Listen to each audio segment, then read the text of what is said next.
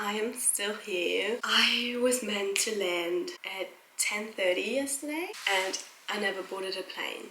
What happened? I went to the airport. I was there at 6 and then I got the message. The plane is cancelled. And then I went to the information desk and they were so nice and they said, oh yeah, we'll give you a different connection. And I was like, okay, fine.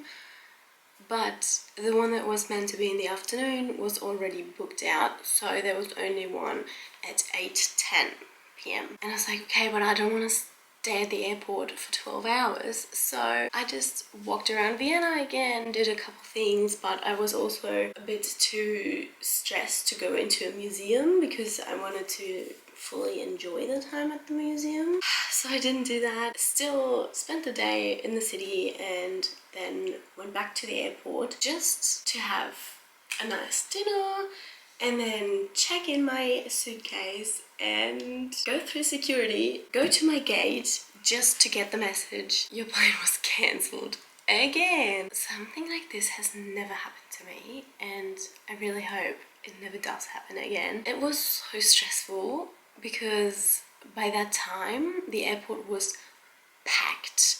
There were so many people. It was warm, it was full, it was just absolutely overwhelming. Then I got a new booking automatically online and that one is for tonight.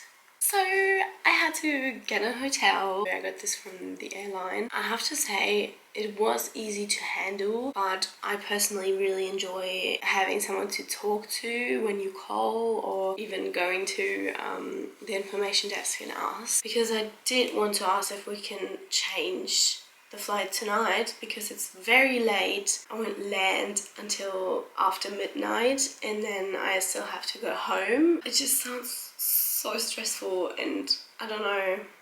I was just wondering if I can maybe change it to tomorrow morning, but I'll call and see what they can do. The airport was just absolutely overwhelmed. I'm not sure what's gonna happen. I'm just lucky that I don't have like appointments or anything. I'll see where I'll go from here. Oh yeah, and then I wanted to go to my hotel and all the trains back into the city were cancelled. And by the time we got on one, like they changed platforms, so I missed one, then the next one was cancelled, and by the time I got on, I was just absolutely tired and dead. I did make it here and I'm very glad because this room is quite nice. It's very spacious. I was so dead yesterday. I didn't even go to get food anymore. I didn't even look if I could order something. Uber Eats doesn't work here. And I was like, I just want to shower and go to bed. And that's what I did. But now I'm so hungry because I didn't have dinner. Like what I said I had at the airport, I had at like 4 p.m. So now I'm very hungry. I don't know what's gonna happen. I keep you updated. Maybe we'll spend another day in Vienna. We'll see. But for now, I just need breakfast.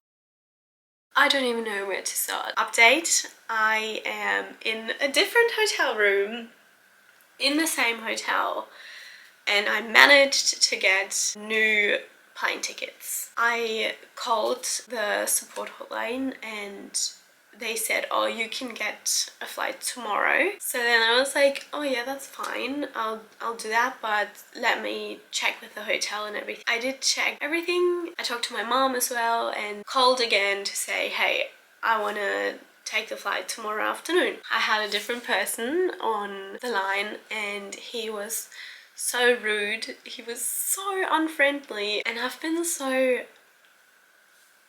dead by that point because I've been dealing with this since yesterday morning. I've just been so mentally drained at this point and he was just so rude to me. Then I hung up and basically he said, oh, we can't do anything, everything's fully booked, you have to take the connection tonight. He literally said something like oh, there's nothing else I can do right now, then hang up on you. And I was so devastated. Then I started crying. Yeah, I think I've been pretty strong the entire time, and I've been like focused and doing everything and dealing with this stress, and at that point it was just too much. And honestly, even though I did have like a mental breakdown, I'm still proud of myself because I made it this far, and I know I will make it home at some point, obviously. But if you're alone and you don't have anyone to lean on or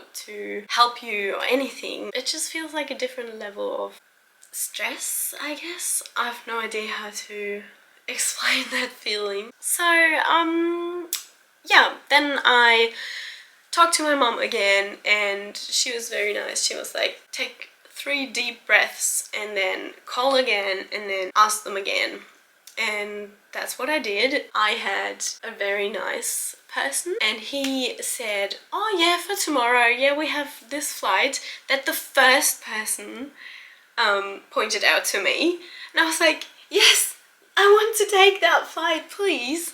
And he said, oh, don't worry, okay, I rebooked you onto that flight. It was a direct flight. The other one just wanted to give me options where I had to stop at other airports and stuff. And he just gave me the one that I wanted in the beginning. I still haven't gotten an email that confirms the change, but when I lock myself in to the app with my booking code, it shows me the new flight details. So I think it is locked in, and I'm just going with that right now. So I went back to the hotel, checked myself back in again. I do have to pay this night myself. At this point, I'm just happy to do so because I personally think it's the best and the safest decision for me. I just felt so unsafe. I am a female solo traveler at this point. I just think it's the best option, and I'm very glad I decided to go with this decision.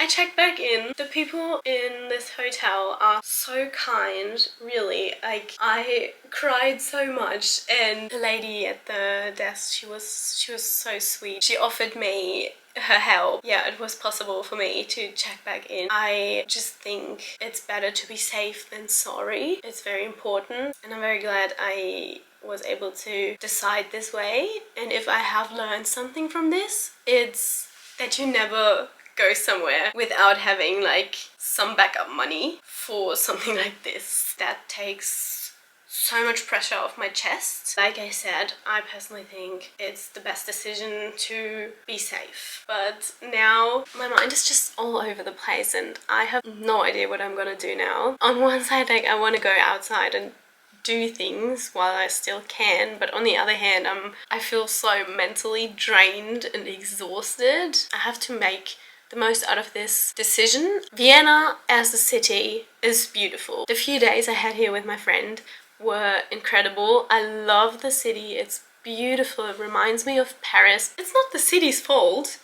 There's so many things that are at fault right now, but it's not the city's fault. I think I'm just gonna look up some things that I can do now. I just want to make these last few hours that I have here as calm and comfortable as possible.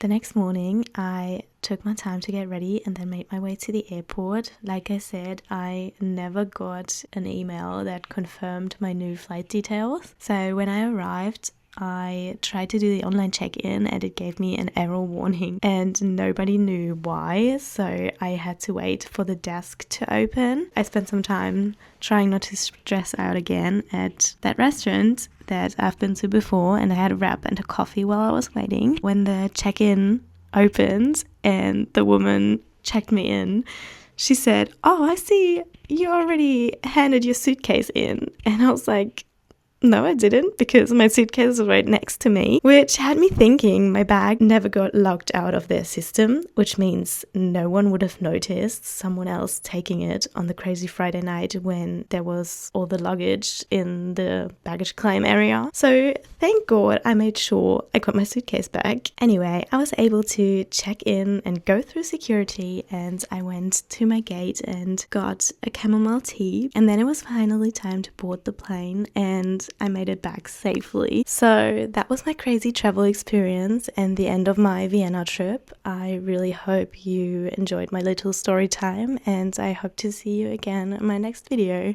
Stay safe.